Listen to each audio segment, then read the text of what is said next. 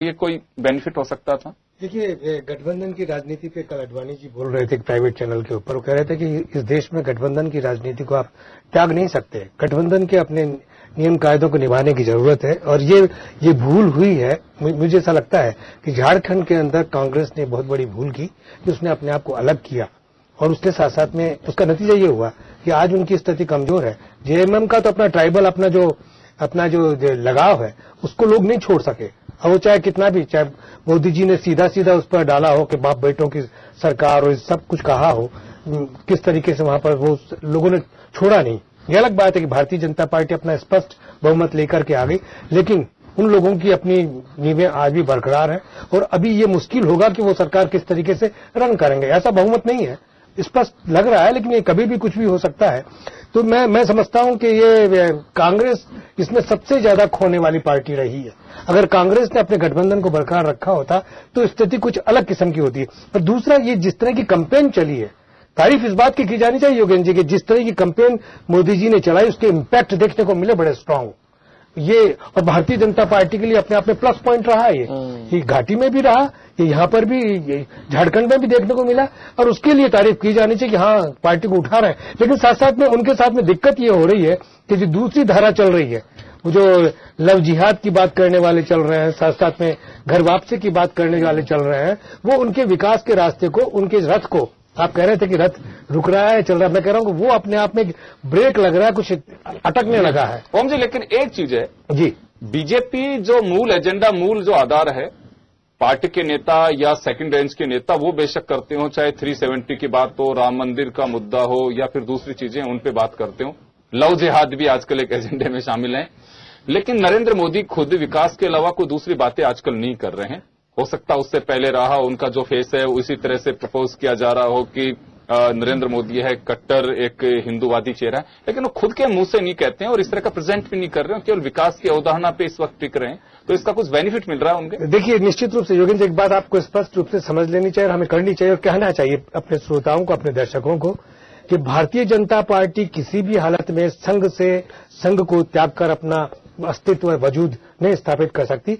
ये कहा जा सकता है कि भारतीय जनता पार्टी के लिए संघ आदर्श है। तो संघ जिस तरीके से अड़ा हुआ है अपने घर वापसी के मुद्दे पर, ले जिहाद के मुद्दे पर, 370 के उस पर, तो उसको छोड़ना, भारतीय जनता पार्टी के चेहरे बने हुए हैं मोदी जी, लेकिन मोदी जी किन की वजह से चेहरे बने हुए हैं, ये जांचने की जरूरत है, सोचने की जरूरत है। ये अपने आप में उनके विकास के रास्ते में सबसे बड़ी बाधा बनेगी। और इससे निपटने के लिए कल भी बैठक हुई है, कल भी उन्होंने फैसला किया है, सब लोगों को पाबंद किया है कि सांसद कहीं पर अपनी तरफ से कोई बयान ना दें, इस तरह की बात ना करें।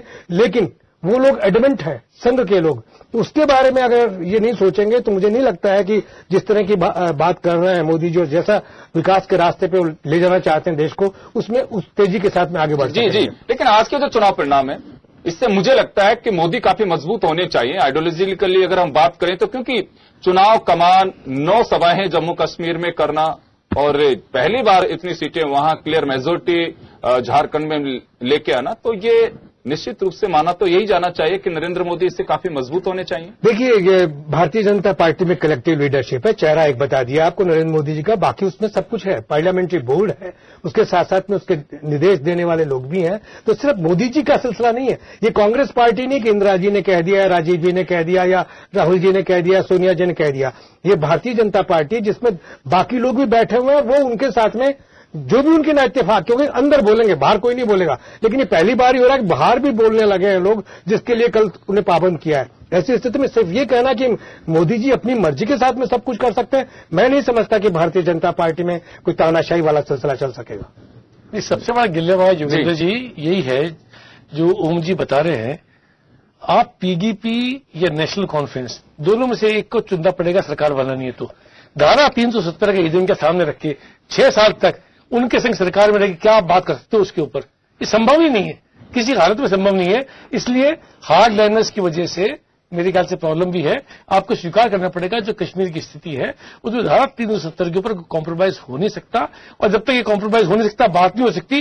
या तो बीजेपी अपने एजेंडे से पीछे हटे सरकार के अंदर शामिल होती है, तो अगर उसको ये एजेंडा उठाए रखना तो विरोध में बैठना पड़ेगा। आज की तारीख में हार्ड लाइनिंग की वजह से पहले नरेंद्र मोदी हमेशा कहते रहे धारा 370 का मामला उठना चाहिए, धारा 370 खत्म होनी चाहिए। आज वो उसी पीडीपी या एनसी के संग मिलकर सरकार बनाते हैं। राजीव जी, आप जो बात कर रहे हैं उससे मुझे लगता है कि उत्तर प्रदेश में भी गठबंधन के चलते, मजबूरियों के चलते राम मंदिर के मुद्दे से बीजेपी को बैकफुट पे आना पड़ा था। पंकज जी, आपसे मेरा सवाल होगा कि उत्तर प्रदेश में राम मंदिर का मुद्दा भाजपा की नजर में गौण अभी है कि नहीं है, लेकिन पीछे हटना पड़ा बीजेपी को सिर्फ इस वजह से कि वहां आपको मायावती के साथ में सरकार चलानी थी, अभी दूसरे लोगों का सहयोग लेना था।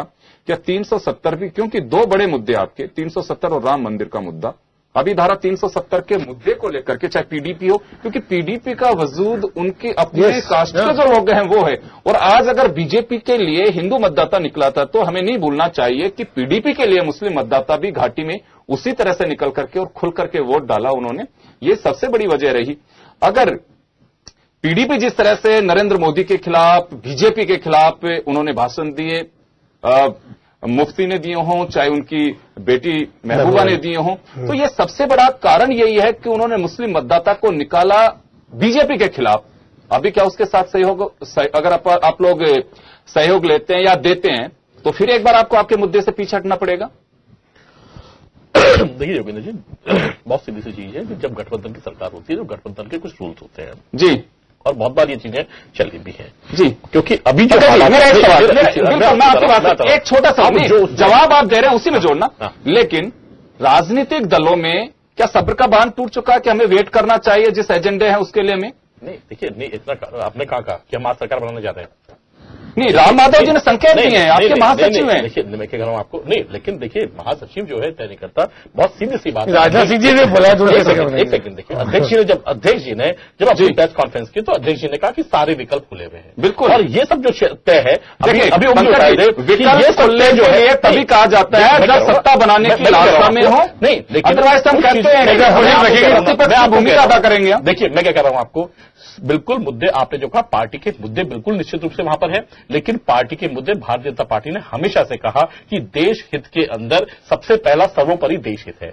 यदि वहां पर हालात देश हित में बनते हैं, यदि अभी आपने कहा, जैसे अभी आपने पीएल पूनिया जी की यदि बात सुनी हो तो उन्होंने बहुत साफ सा एक बाद में संकेत दिया, जो इनको बाकी लोगों ने कहा कि जब गुलाम नबी जी ने कहा कि नहीं हम जो है उसमें नहीं है, हम देखेंगे कि पीडीपी जैसा कहेगी क्योंकि पीडीपी बड़ी पार्टी है तो करेंगे, लेकिन पीएल पूनिया जी ने कहा कि अगर हम सब मिल जाए तो अब यह है कि यदि ये सब मिल जाए तो भारतीय जनता पार्टी ने तो कहा नहीं इनको कि आप सब मत मिलिए, आप सब मत मिलिए, हम तो कह रहे हैं भाई आप सब मिल जाए और आप बना लेंगे, मैं ही कह रहा हूं। लेकिन अब यदि आप नहीं बना पाएंगे तो क्या सरकार जो है भारत की जो है उस चुनाव को आप क्या चीज दे पाएंगे? तो ये जो चीजें हैं कहीं ना कहीं उन्होंने कहा ना कि ये जो सारे विकल्प हैं, सारे विकल्प खुले हैं, क्या चीज होगी, कैसा होगा, पूरी नजर जो है वहां पर बनाए हुए। 1-2 दिन का हमें इंतजार करना चाहिए, 1-2 दिन के इंतजार के बाद जब मैं सहमत हूं, मैं तो वो कह रहा हूं कि सत्ता के लिए बीजेपी ने राम मंदिर का मुद्दा उत्तर प्रदेश में छोड़ा क्योंकि बीजेपी के साथ में हाथ मिलाना था। देखिए उसको छोड़ा, एजेंडा साफ था, नहीं ये एजेंडा नहीं होगा। राजनाथ सिंह जी का बयान मुझे अभी भी ध्यान है, जब ज्वाइंट प्रेस कॉन्फ्रेंस मायावती के साथ में की थी उस वक्त उन्होंने कहा था कि राम मंदिर का मुद्दा फिलहाल हमारा एक ज्वाइंट जो हमारा एजेंडा है उसमें शामिल नहीं कर रहे हैं। राजनाथ सिंह जी ने खुद ने उस वक्त कहा था। आपको नहीं, देखिए ये मुद्दा कब से है, राम मंदिर का मुद्दा कब से है? राम मंदिर का मुद्दा आपका ये 94 से है ना, देखिए सवाल 94 से लेकर मुझे लगता है 2014 आ गया उदय के नहीं कर रहा हूं आपको, लेकिन मुद्दा छोड़ा थोड़ी है, लोग नाराज हो रहे हैं। नहीं देखिए लोग नाराज हो रहे, लेकिन लोगों को जो पहली चीज चाहिए, आज सबसे पहला मोदी जी ने कहा कि विकास का जो है सबसे मूल मंत्र जो है, देश की जनता तो पहले से भी यही चाहती थी कि देश के मेन जो एजेंडा है। नहीं, ये मुद्दा किसका है? देश की जनता के साथ ही तो है। बिल्कुल, देखिए ये जो मुद्दा है पंकज जी, चलिए आप लोग 370 पहले कहते थे विकास की भावना होना चाहिए, हमेशा विकास मुद्दा रहा है। राम मंदिर छोड़िए, 370 क्यों छोड़ा, क्यों नहीं डिस्कस किया किसका?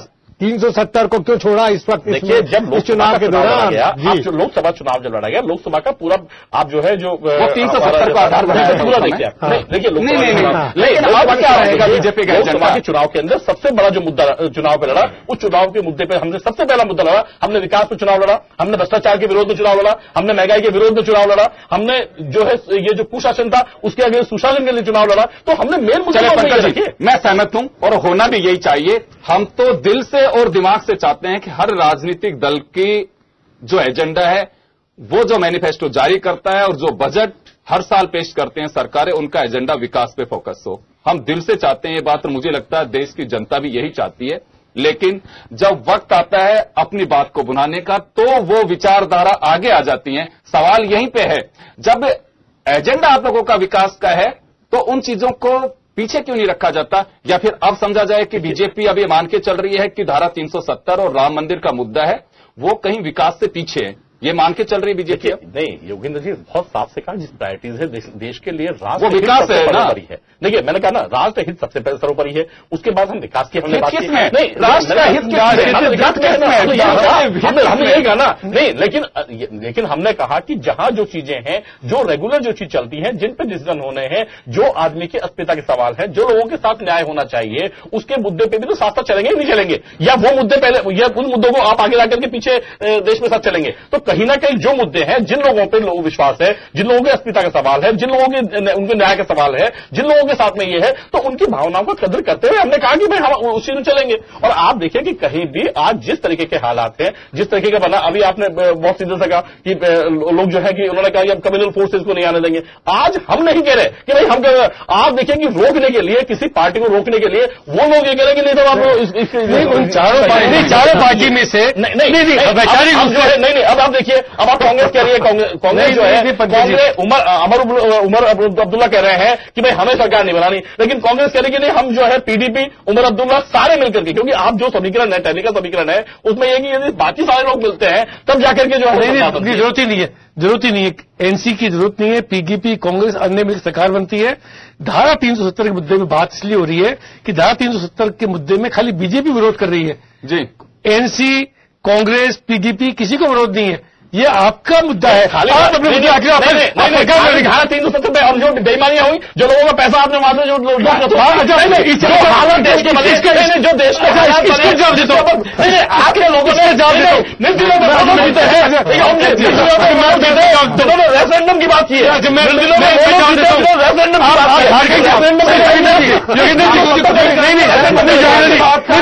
राजीव जी जवाब दे रहे हैं, राजीव जी जवाब दे रहे हैं।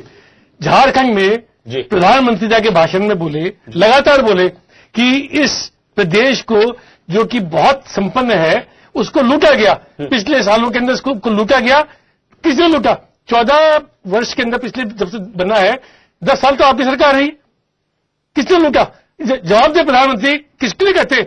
कांग्रेस के संयुक्त सरकार बनी है, राजीव जी, अर्जुन के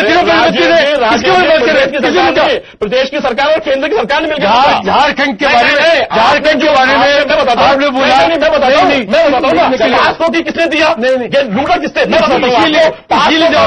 नहीं, पासको का क्लियरेंस किसने दिया, पासको का क्लियरेंस किसने दिया, आप बताएं। कोई आपकी सरकार नहीं, आपकी सरकार ने जो है झारखंड मुक्ति मोर्चा को समर्थन इसलिए दे रखा था कि पासको वहां पर आए। झारखंड मुक्ति मोर्चा आपने जो भूल गए क्यों नहीं सरकार थी, भूल गए, वो भूल गए घोटाले कहां के है, ये वो भूल गए। बिल्कुल नहीं, आपके सहयोग नहीं होता तो मिलता क्या? बिल्कुल नहीं, बहुत ख्याली की बात है। इश्यू ये है पंकज जी, हमारा उस बात का जवाब नहीं आ पाया। हमारा जवाब उसी तरह से आपने दिया जैसे जम्मू कश्मीर की स्थिति अभी सीटों को लेकर के, धारा 370 को लेकर के। मेरा कहने का मतलब सिर्फ इतना है कि आपको अगर समझौता करना पड़ेगा, समझौता करोगे किसी के साथ में, ये तय माना जाना चाहिए। आपकी पार्टी के प्रेसिडेंट या दूसरी पार्टी जिसके साथ में अगर आप सरकार बनाने की कोशिश करेंगे, एक ज्वाइंट जो प्रेस कॉन्फ्रेंस होगी उसमें सबसे पहले ये रखेंगे कि हमारा साझा एक कॉमन प्रोग्राम है, कॉमन प्रोग्राम जो है हम उस पर काम करेंगे जिसमें धारा 370 नहीं होगी, क्योंकि आप करोगे। देखिए जी, इससे बैक करोगे ना योगेंद्र जी। देखिए मैं जानना चाह रहा हूं योगेंद्र जी, मैं क्या वो दिन वापस देखे जा सकते हैं योगेंद्र जी, जब मायावती और राजनाथ प्रेस कॉन्फ्रेंस की? योगेंद्र जी क्या होगा, कैसे होगा, ये देखिए, ये जो तय करेंगे ये बेसिकली पार्लियामेंट्री बोर्ड करेगा। मैं बिल्कुल कह रहा हूं। तो अब उस पर जो है, उस पर आप देखिए कि किस किस चीज पे क्या क्या होगा। ये तो आने वाली चीज जो विश्लेषण होगी उसके बाद आएगा कि भाई क्या चीज रहती है, कि हम छोड़ते हैं, पीडीपी छोड़ती है, क्या करती है, कैसे प्रोग्राम करती है, ये सब चीजें सामने दिखेंगी। पंकज जी, हम सुनते हैं कि गठबंधन का अपना एक धर्म है, उस धर्म के तहत आपको बहुत सी चीजें छोड़नी पड़ती हैं और आपको अपनी भाषा बदलनी पड़ती है, अपने नियम बदलने पड़ते हैं। तो हम तो उसी